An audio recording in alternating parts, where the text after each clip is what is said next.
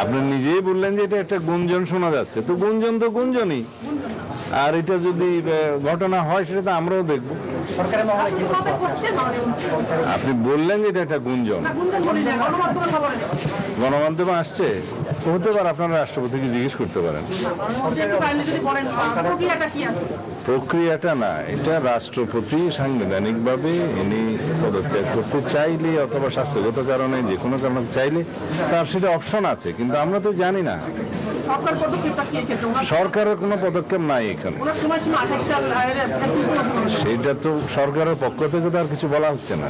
রাষ্ট্রপতি মোহাম্মদ শাহাবুদ্দিনের পদত্যাগের গুঞ্জন আরও ডালপালা মেলেছে। বিভিন্ন সূত্র বলছে অসুস্থতার কারণ দেখিয়ে কালই স্পিকারের কাছে পদত্যাগপত্র পাঠাতে পারেন তিনি। তবে বঙ্গভবন থেকে এখনো আনুষ্ঠানিকভাবে কিছুই জানা যায়নি। সচিবালয়ে স্বরাষ্ট্রমন্ত্রী সাংবাদিকদের জানান, পদত্যাগ রাষ্ট্রপ্রধানের সাংবিধানিক অধিকার, এ ব্যাপারে সরকারের কোনো পদক্ষেপ নেই। মোহাম্মদ শাহাবুদ্দিন 2023 সালের 24 এপ্রিল 22তম রাষ্ট্রপতি হিসেবে শপথ নেন। তার 5 বছরের মেয়াদ শেষ হওয়ার কথা 2028 সালের এপ্রিলে। 2024 সালের 5 আগস্ট ছাত্র জনতার অভ্যুত্থানে আওয়ামী লীগ সরকারের পতনের পর রাজনৈতিক পালাবদল হলেও অন্তর্বর্তী সরকারের সময়ও রাষ্ট্রপতি হিসেবে দায়িত্ব পালন করেন মোহাম্মদ শাহাবুদ্দিন। যদিও গণ অভ্যুত্থানের পর AKS অর্জন করল গিনেস ওয়ার্ল্ড রেকর্ডস। AKS তার অপসারণ চেয়েছিলেন শিক্ষার্থীরা।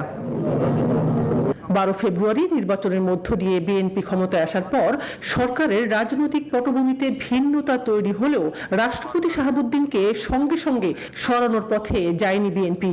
যদিও সরকার পরিবর্তনের পর থেকেই রাষ্ট্রপতির ভবিষ্যৎ নিয়ে রাজনৈতিক অঙ্গনে নানা আলোচনা ছিল। পালন করিব। আমি সংবিধান অনুযায়ী রাষ্ট্রপতি স্পিকারের কাছে পদত্যাগ করবেন। নতুন কেউ না আসা পর্যন্ত স্পিকারই হবেন রাষ্ট্রপ্রধান। পদ শূন্য হলে নতুন রাষ্ট্রপতি নির্বাচন করতে হবে 90 দিনের মধ্যে। মোহাম্মদ শাহাবুদ্দিনের পদত্যাগের বিষয়ে বঙ্গভবন থেকে আনুষ্ঠানিক কোনো বক্তব্য বা ঘোষণা নেই। সচিবালয়ে স্বরাষ্ট্রমন্ত্রী জানালেন, এ নিয়ে সরকারের কোনো পদক্ষেপ নেই। আপনি নিজেই বললেন যে এটা একটা গুঞ্জন শোনা যাচ্ছে, তো গুঞ্জন তো গুঞ্জনই। আর এটা যদি ঘটনা হয় সেটা তো আমরাও দেখব। আপনি বললেন যে এটা একটা গুঞ্জন,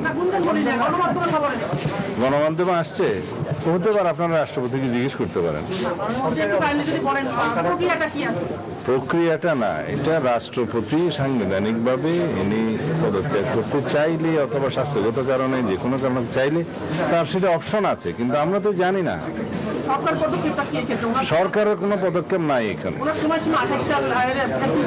সেটা তো সরকারের পক্ষ থেকে তো আর কিছু বলা হচ্ছে না। পরবর্তী রাষ্ট্রপতি কে হবেন সেটা পরে নির্ধারণ হবে বলেও জানান স্বরাষ্ট্রমন্ত্রী। শানাজি ইয়াসমিন, নিউজ 24, ঢাকা।